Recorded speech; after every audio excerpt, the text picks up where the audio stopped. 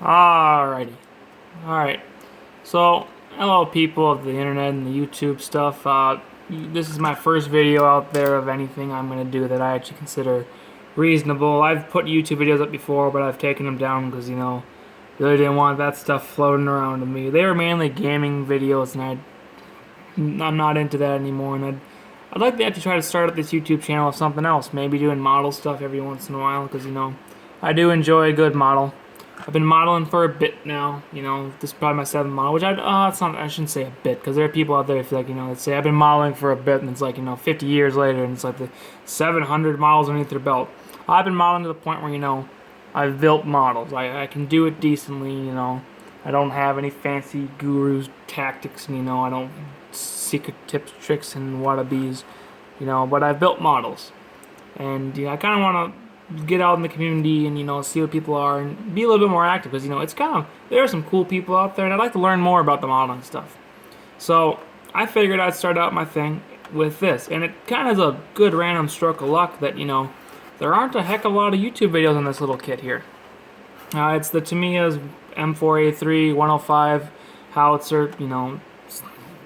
It's basically the Tamiya Sherman 75, but it's got the 105, which I kind of want it because it looks good. I think it looks good. I always thought it was kind of a cool looking tank.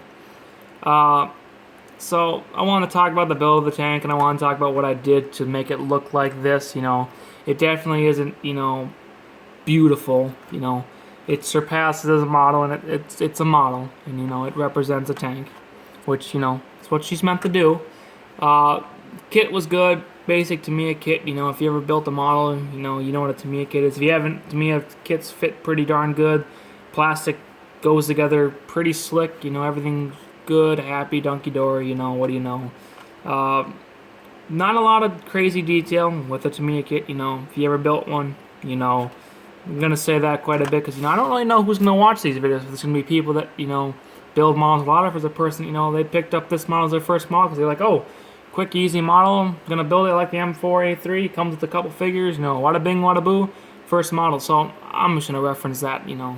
Just make sure everyone cover the whole audience of people. Oh, I can say audience. Wow. Ooh, that's a big word for someone. So talk a little bit more about what I did to the kit to make it look like it is. I took cast texture, and I did that with I was gonna use Mr. Surfacer 500. But my local hobby store didn't have it, and I didn't really want to order it online because the place I was looking, the shipping was like $7 to ship it. And I was like, well, the thing is like $5, $4. I was like, I'm not going to pay almost 12. Yeah, something like this. I didn't want to go over $10. Shipping varied on different places, but it was almost always over $10 to ship it. And there was like one place that I think it was like maybe $7 to ship it in total. I was like, oh, that wouldn't be a bad thing. But then I looked at my hobby store and I kind of did out the gas prices, and it was actually cheaper just to go to my hobby store. And, I do like supporting them. They do rip me off every time I go there because, buy something. That's a habit.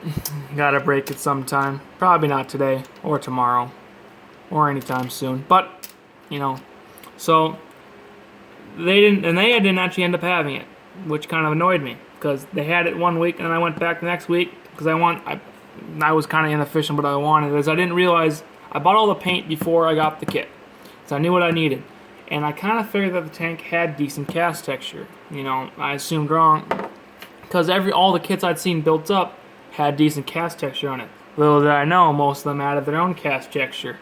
The plot thickens. So I realized that, and I was not happy with the cast texture that Tamiya had, which you could be happy with it. It wasn't horrible. It was a little too smooth for my liking.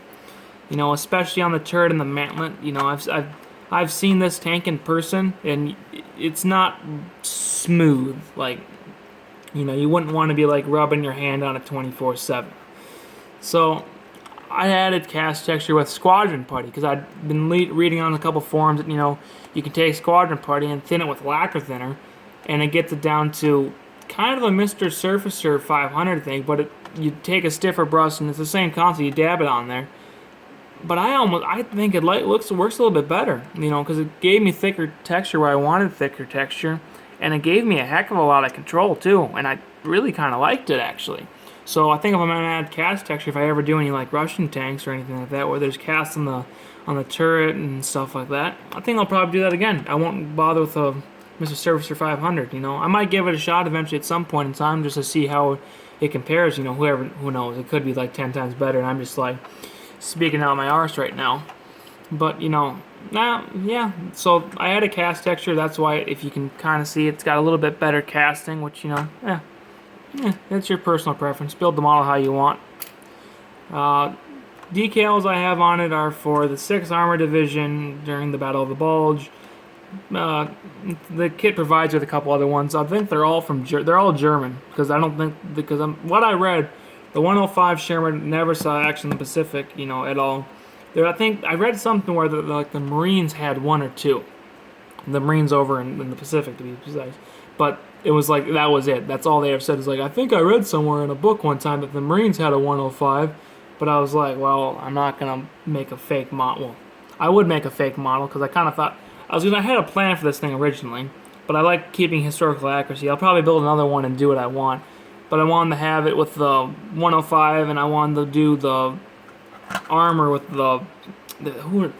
some company makes armor for these the M4A3, and it's a bamboo looking thing. So it looks, well, not bamboo, it's like palm trees and stuff like that. It's palm tree slatted armor, so it's the islands, of course.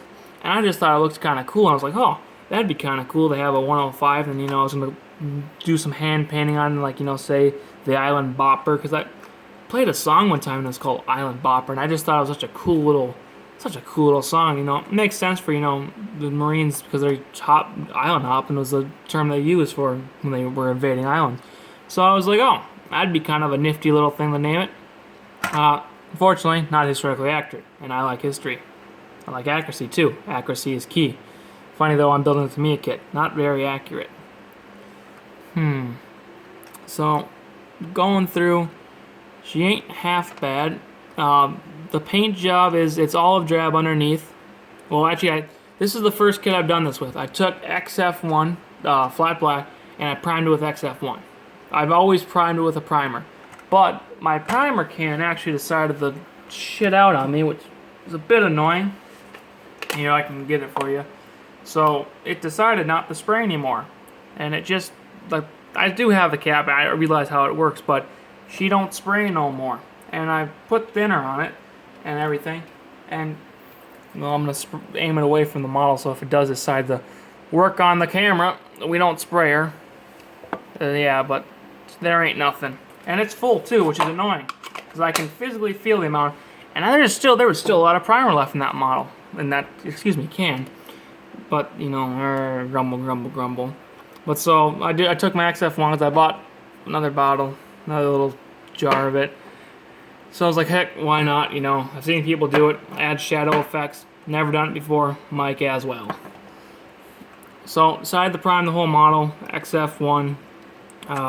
Tracks are painted XF1 mainly.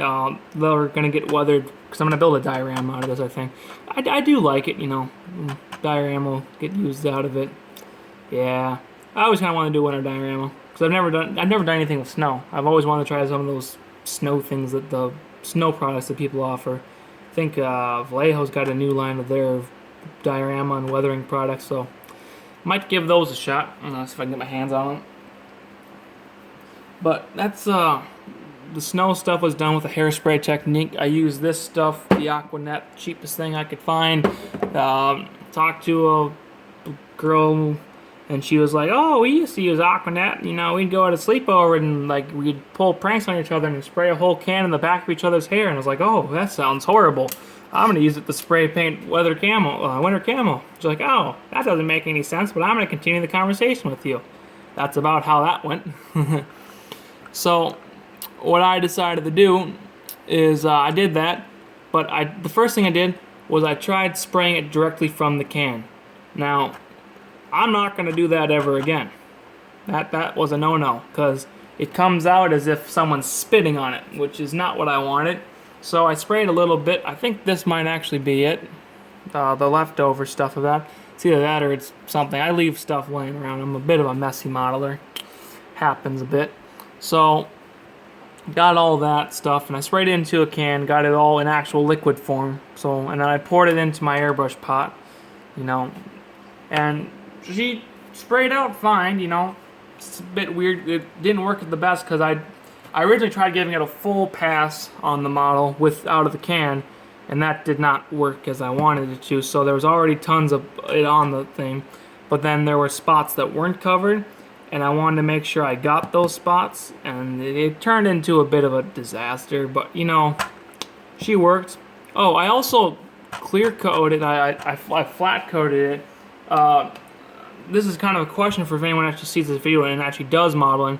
I've been having problems with decals, and it might seem like a silly thing to have, but I use, if you can see in the background here, your one and only friends, Micro Set and Micro Sol. I use those on all of my things, and I have the biggest pain in the ass with them, like staying on. Like even after a clear coat, like you can see here. This I actually ended up trying to hide this with paint after it happened, but this was during while I was scrubbing, because originally just that little nick was off there, which that was my fault. I was playing around with the decals a little too much, you know, with the way the Micro Sol was on, but that big huge freaking point of the star that decided to come off with, you know, just out of the heck of it when I was scrubbing. I had that thing finished with a matte, like with one of these things. I've been using this Krylon stuff because, you know, these. I'm not sure if it's something that, you know, you can't use like this kind of paint on it or what's the deal, but it did not seal the things, and I grumble, grumble, grumble. So that little one, I'm okay hiding that. That big, huge bastard chunk out, annoyed me a bit. But, you know, that's okay. It's not, but you know, it's okay. It's okay. So, little question for anyone out there that models, you know. I'm willing to spend my money on the Tester's dull coat, but the problem is that I saw it because, you know, Walmart all of a sudden started selling Revell models and Tester's paints, and they actually had dull coat for sale, but I think it was like $6 or something like that, and this stuff was $4, and you get about, I'd maybe even see like twice as much, if not 3 times as much. So just as a practical, economical standpoint, I was like, there is no point of buying the Tester stuff. But, you know, because the thing is, I think my gloss coat, which is Rust-Oleum, I don't use the same products because I just buy what's cheapest because it's a gloss coat. That stuff worked great when I clear coat. Like, you know, it generally seals and everything, and like, you know, it seals in the paint for all I know. But the matte one, it just wasn't working, so I'm not sure if I just need to like do 2 coats of matte, which I'm okay if I have to do 2 coats. But, you know, and I'm not a bad rattle can painter. I've painted quite a few things in my life with a rattle can, and they've come out pretty decent. I attribute myself to that. But, yeah, that's kind of it, you know. Kit was a good kit. There's figures and stuff. Tamiya gives you tons of stowage. See, now I'm not sure if I'm repeating myself or not, because I did a second take of this video. This is the second take of the video, let's put it that way. So I started talking about it, but then all of a sudden I got a phone call and I decided to cancel out the other video, and I was like, grumble, grumble, grumble. So, this kit gives you stowage. I'm going to add stowage back here. Stowage is decent, you know, it could be better. This definitely this should have wood texture on the sides, if I'm not mistaken. I don't think these stowage bins were steel with a wood cover. I've seen pictures, and I've seen, because they're just kind of a generic crate. Oh, you couldn't actually see what I was tapping. Oh, there we are. I'm using my phone, which is kind of weird. First time ever filming stuff too. Kind of fun. So I'm pretty sure that that's supposed to be, this has a little bit of cleaning up left to do on it. But so, this isn't supposed to be metal. I'm almost positive. This is wood. It's got a decent wood grain on it. I'm happy with that, you know. It'll take to weathering nicely, I hope. But I'm pretty sure this is supposed to be all wood. Which is a bit annoying, the fact that, you know, it's not all wood. Also, it's a bit annoying that these things are hollow. That annoys me because, let's say I wanted to put these there. You can't put that there, because if you decide to like ever tip them on, which you wouldn't ever actually tip them on, you could probably get away with it. But, you know, the problem is that, oh, there she goes. Oh, they actually kind of fit nicely there. Oh, I kind of like that, actually. Oh, that's annoying. But they have the gaps there, and that gap kind of annoys me. I could fill it if I wanted to. I probably will actually end up doing it, because I kind of like that situation, how that's arranged. And I could throw ammo cans, and I could tie the ammo cans down. Huh. Yeah. But, yeah, they give you lots of stowage. Besides from that, they give you spare tracks, detailed on one side, but these have tons and tons of freaking marks you gotta clean up, see? And that's kind of annoying, because if you wanted to do the tracks, like, this way facing the front, which you could, which would make sense, too, because, then the tracks lay flat, but this side's clean, those sides look good. It came with jerry cans and a couple other things, which they're all hidden away in the box right now. I think I'm going to take a session of about an hour and clean them all up and probably paint them up and, do a little bit of weathering on them each selves. Because when I do stowage, some people cluster it all together. So, they glue everything together before it's painted, and it's like that. And then they decide to paint it. I can see how that could work. Like, I definitely, I don't see a problem with it. But I feel like what's going to happen is that if you miss a spot, you can always go back and paint it, of course. But, I don't really trust my skills as a painter that much to the point where I want to be fiddling around with trying to paint a large thing and, oops, hit the side of the thing, got to repaint that now. And also, if you miss a spot that, like you can't see from a certain angle and it's, covered in, a cave little area, you're always going to know it, because their olive drab that they cast this plastic in sticks out like a sore thumb against this stuff. You wouldn't think it. Well, actually, you can actually tell just right there. But, the olive drab this is cast in sticks out pretty darn hard against it.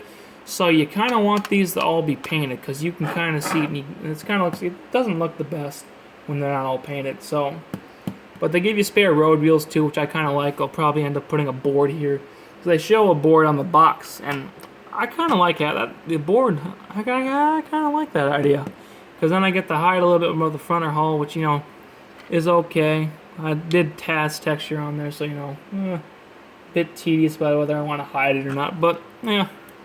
It'll look real, it'll look like a tank, and I'll be happy. And I've never entered my models into a competition, don't really think I have a chance that much about doing anything, Might throw them in the show, not an actual proper competition.